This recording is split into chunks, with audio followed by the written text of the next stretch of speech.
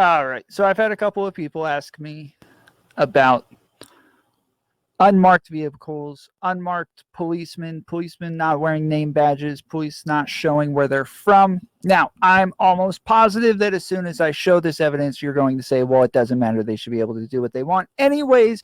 But I'm going to go through the trouble of showing you what it is that I'm talking about when it comes to police arresting people in unmarked vehicles with clothes that don't have names on them, with they don't have their name, they don't have a badge number, they don't have any of the things that you would expect when you're considering the police. We can get into whether or not some random person should be able to just walk up and start putting you in cuffs. And you don't even know, maybe you did something wrong, maybe you didn't.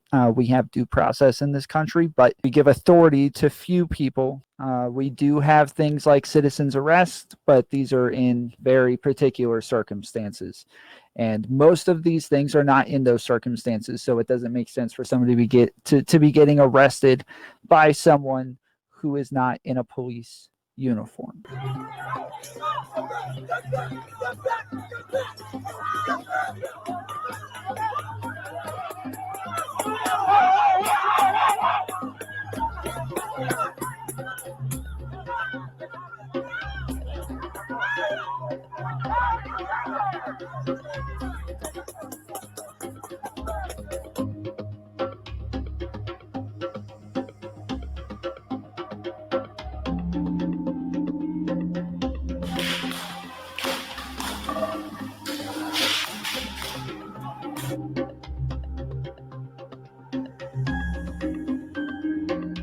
This is not Portland, and I want to emphasize that what you see on that video is NYPD officers. There are no federal agents involved. I think it was the wrong time and the wrong place to effectuate that arrest.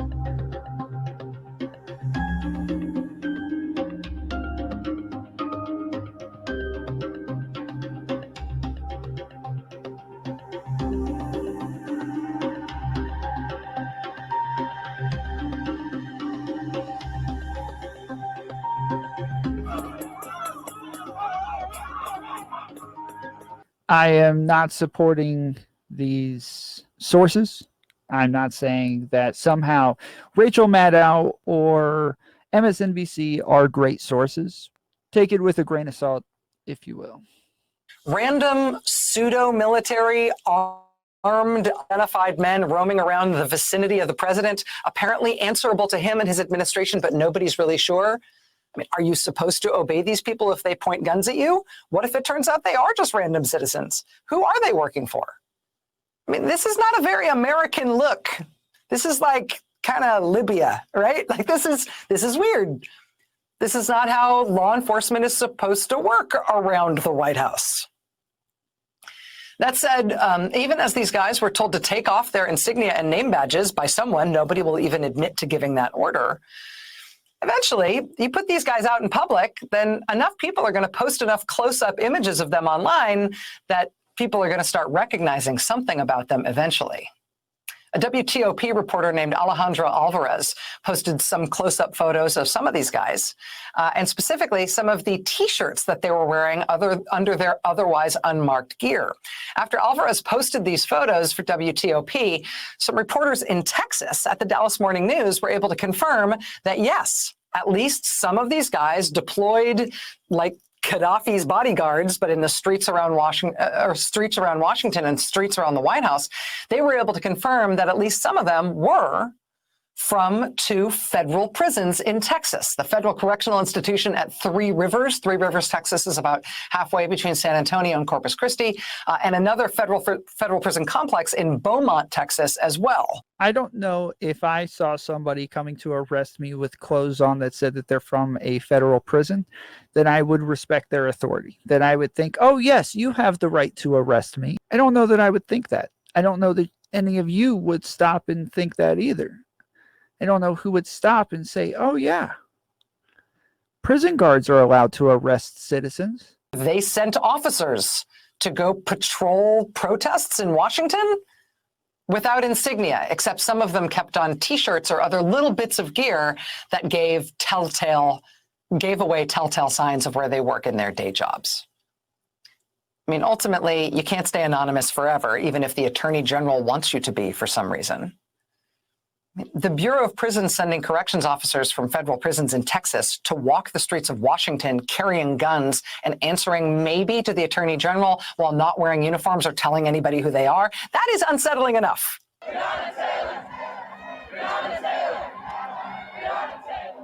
Are you with the Bureau of Prisons? Your military? You're not commenting?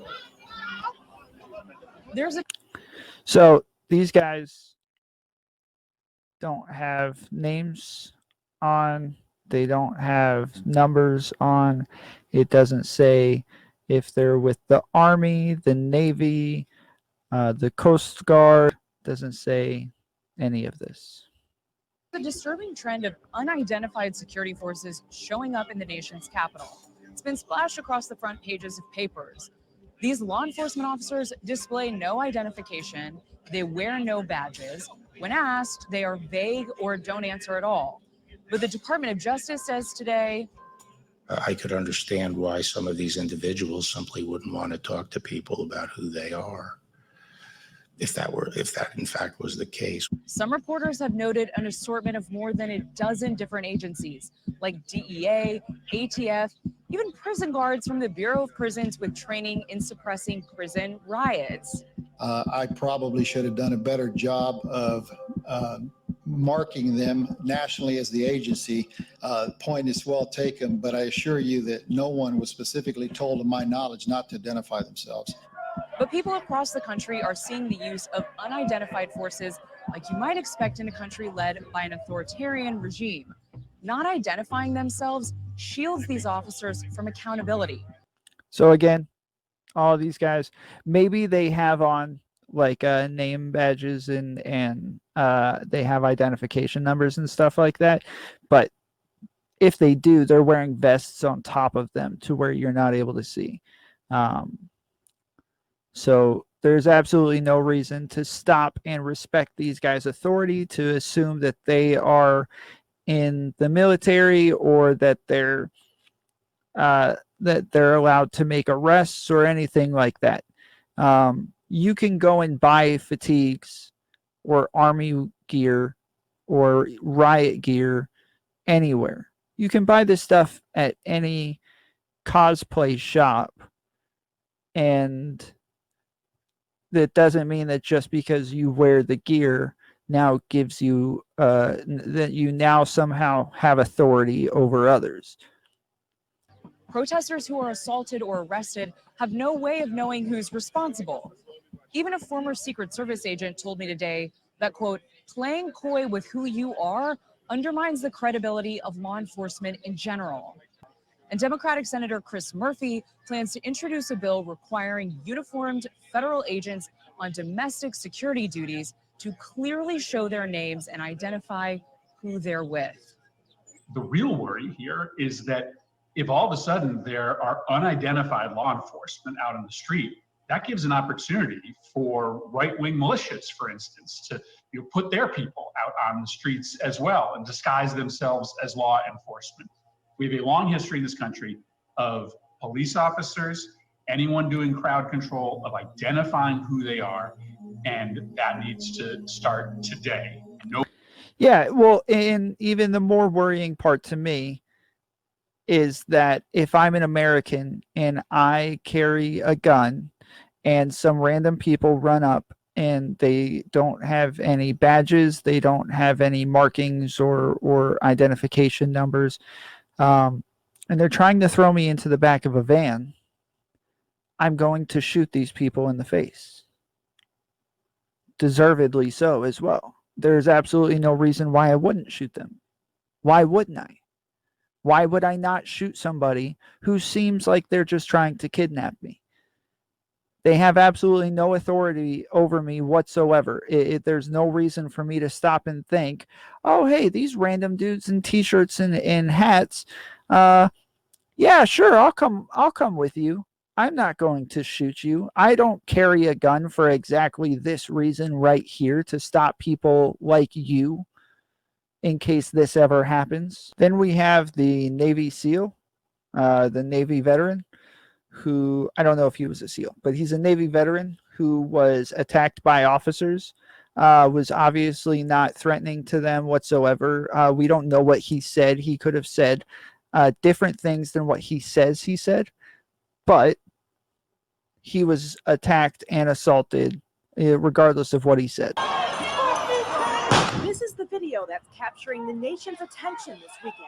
Shot by Tribune reporter Zane Sparling, it shows Chris David, a Navy vet, being struck repeatedly by federal law enforcement officers outside the courthouse building. I stood there with my hands down by my sides, and they just started wailing on me. Chris said he'd taken the bus downtown to attend the protest and wanted to ask federal officers a specific question.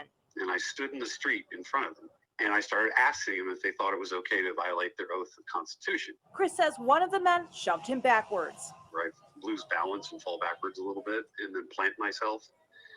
That's right when they start beating me. They kept hitting me with batons, and I think they decided that wasn't going to work, so they just 2 pepper spray hits I think I took. And that ended that. That was not fun. So I flipped them off, and then I walked to the corner of the park as best I could, and I was losing my vision, and I was just walking through a giant cloud of CS gas. Chris said he sat on a park bench and a field medic named Tav came to his rescue, guiding him to someone's car. I couldn't see at all. I could just see sort of shapes. That's it, just really vague shapes. Tav was trying to frantically get an ambulance to meet us there. Chris says they were able to flag down EMTs, and he went to the hospital. He says his hand is fractured and will require surgery. He says since fellow grads from the academy and other vets have seen the video, they've been sending messages of support. So again, unmarked guys. From what I understand, nothing was ever done about this because nobody knows who these guys were. Their faces are covered completely. They don't have name badges on. They don't have identification numbers. So nobody actually knows who these guys were, and therefore there's no way to punish them. They are able to act with immunity. They have a cloak over them that says, hey, I can do whatever I want, and there's nothing that you can do about it. Overnight in Portland, more clashes. Growing calls for these unmarked officers to leave Portland. This is an attack on our democracy. Local Democrats say their presence has inflamed tensions with protesters. The videos, the pictures, the experiences that we're all witnessing here in Portland should be shocking to all Americans. What is going on? Videos posted to social media show federal officers pulling a protester into an unmarked van and driving off.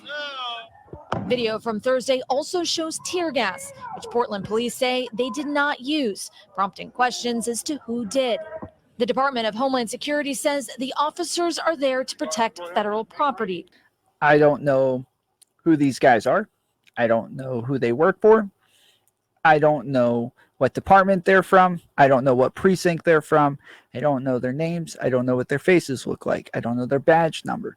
All of the things that you would need to make sure that officers cannot act with impunity. All the things that you would need to make sure that officers are not doing whatever they want.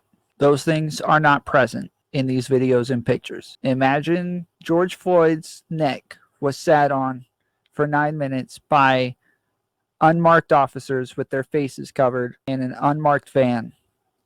And that after he died, they were able to get back into the van and drive off. There would be absolutely nobody to hold accountable. And it's possible that some of these people truly are not police officers, that they are just random people in fatigues. We have no way of knowing. If I see this, I assume these are some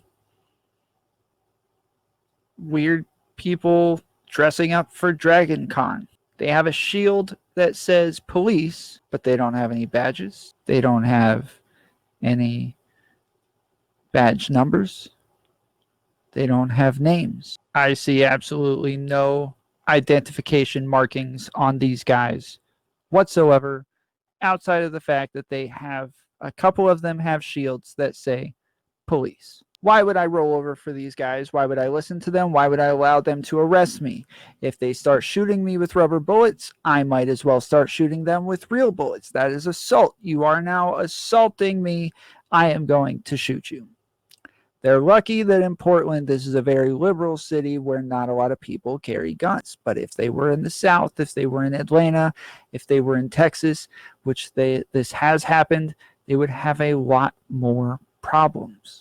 Their faces are covered, no badge numbers, no names. Again, I'm sure I could buy any of these clothes, any of this equipment online very easily. There's nothing special about any of this, and there's no reason why I should respect their authority. And if any of the men out there were there to witness this, I would assume that you would try to protect these teenage girls getting thrown into the back of unmarked vans by unmarked officers. Not only dangerous for those officers in that moment, it's not only the thought that maybe they will get shot if they try arresting someone who actually has a gun, but it's also the thought that in the future, other people could just put on random clothes, unmarked clothes that look like these guys, and therefore people will respect their authority. They will be able to start telling people to get into their cars. They will tell people to put on these cuffs. They will tell people to come with me. I'm going to put you in a cell somewhere. And I don't think that the fact that these people weren't arrested or kept and given charges, that doesn't make this better somehow. That makes it worse. It makes it worse that people are not being Mirandized and sent to jail and that there's a trial or any of these things. That makes this worse. And the reason that they're probably let out of jail and the reason that they're probably not charged is because they know that after arresting somebody in this manner, the charges probably will not stick. They said that the girl who they arrested had been breaking property, public property. So why didn't they charge her? Why wasn't she charged? I'm willing to be wrong here. Maybe I'm wrong. Let me know.